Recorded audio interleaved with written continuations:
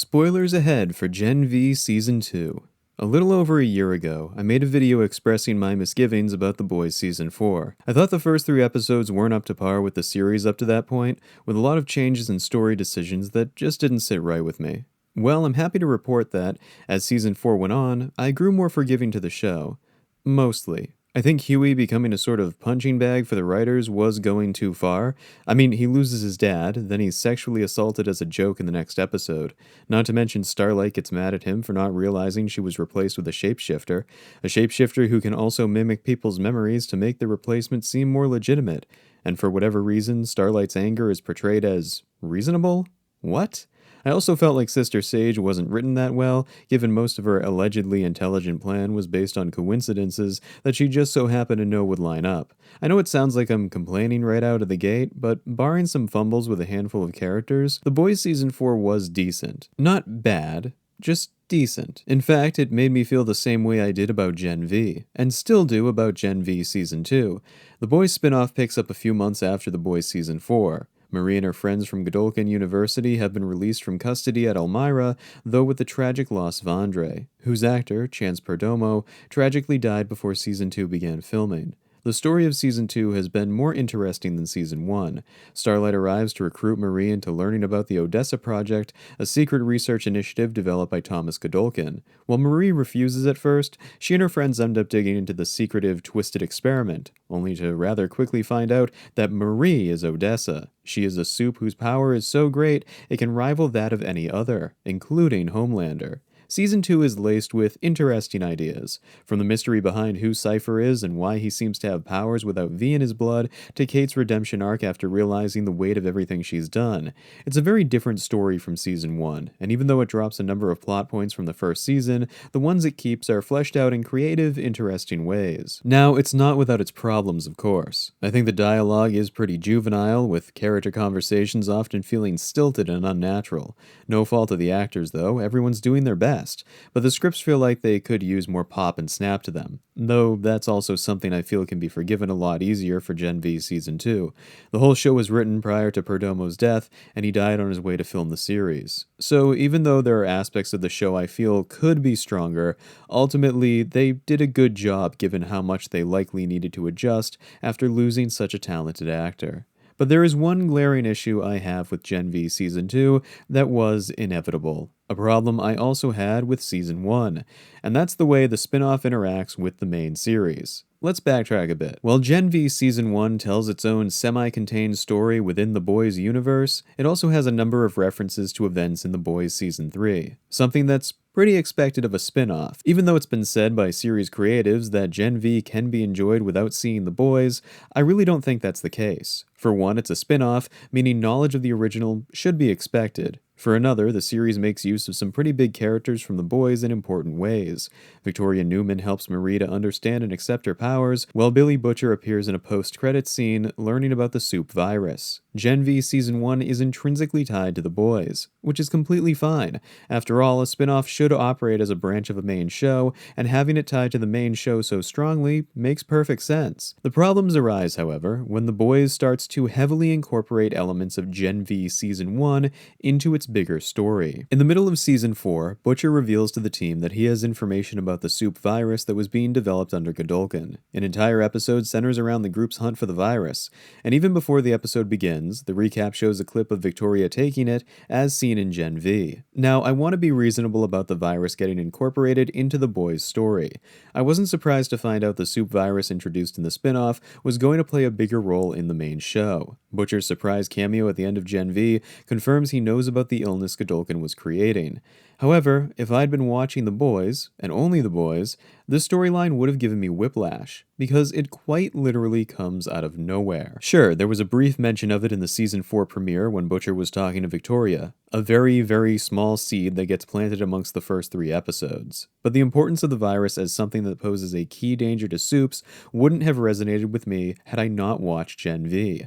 I'm told the virus is harmful, but I'm not shown how harmful it really is, nor am I given any reason to believe Butcher's lead other than his word. Now, seeing Gen V, I have all the context, but that context is entirely void for someone who isn't watching the spin-off. which is kind of a problem when creator and showrunner Eric Kripke is saying you don't need to watch Gen V to understand what happens in The Boys. Well, you technically don't have to, since they give you just enough info to make you understand the story. The writing for Season 4's virus storyline feels like it assumes everyone watching has seen Gen V, which just isn't the case, and makes the virus confusing and like it came out of nowhere. Every other major threat in the first 3 seasons was telegraphed really well within the show. But for Season 4, Gen V is used as a crutch to handwave away having to explore the virus in The Boys. It's made even worse by the fact Butcher has the virus at the end of Season 4 and seems determined to use it to wipe out all of Soupkind, which is sort of menacing and scarier because I know what kind of things it does to people thanks to Gen V.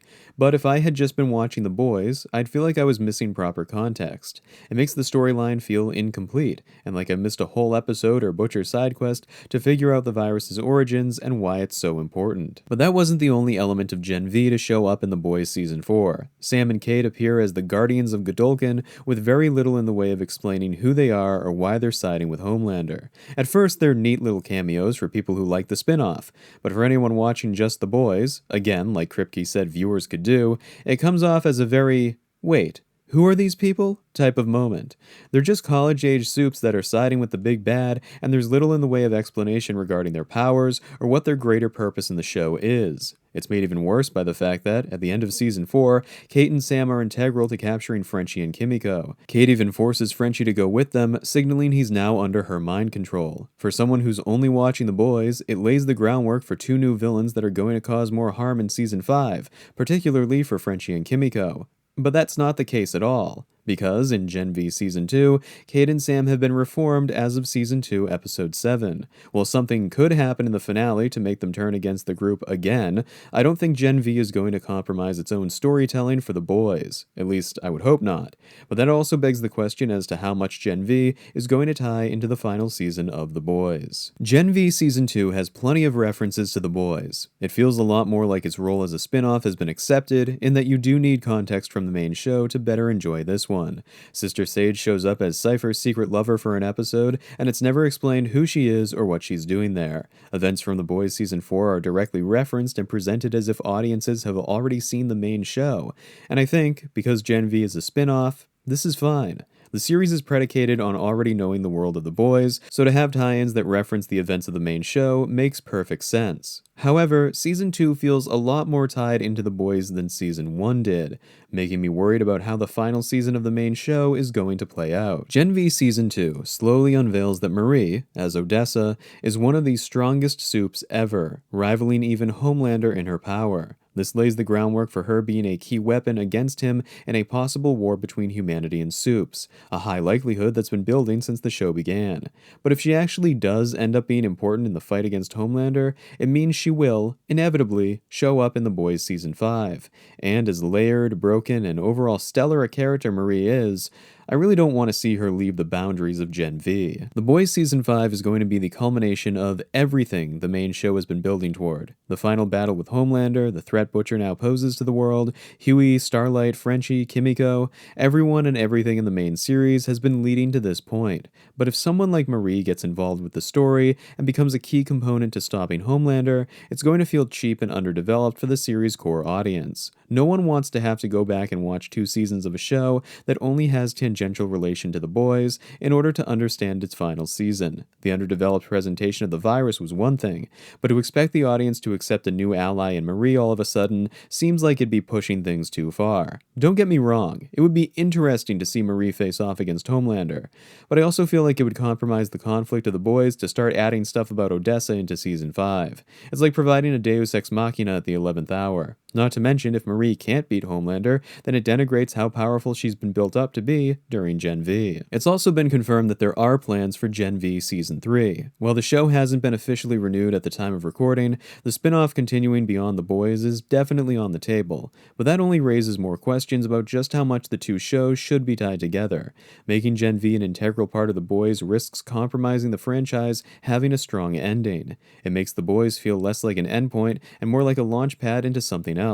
This doesn't exist with upcoming spin-offs The Boys Mexico and Vought Rising, since both can exist in their own vacuums. But the baton passing between The Boys and Gen V feels compromising because it would mean The Boys Season 5 isn't really the end of the story of The Boys. I guess it depends on how they handle it, but the really close connections between both shows makes me wary about just how well they can find a middle ground, especially when both series are so attached to each other right now. If anything, I'd like to see Gen V become more independent of The Boys, start telling stories that are totally different so it doesn't feel like a continuation of the same overarching storyline if Season 3 does happen. While Gen V Season 2 has been pretty good, I worry that its potential story incorporation into The Boys Season 5 wouldn't end well for either show. I want both shows to do their best, otherwise I wouldn't still be so invested in the franchise. But with the confusing way The Boys added elements of Gen V in Season 4, I'm worried they're going to do it again, when focusing on its established ideas is going to matter more. I want to see The Boys end well, just like I want to see Gen V pull away from its parent series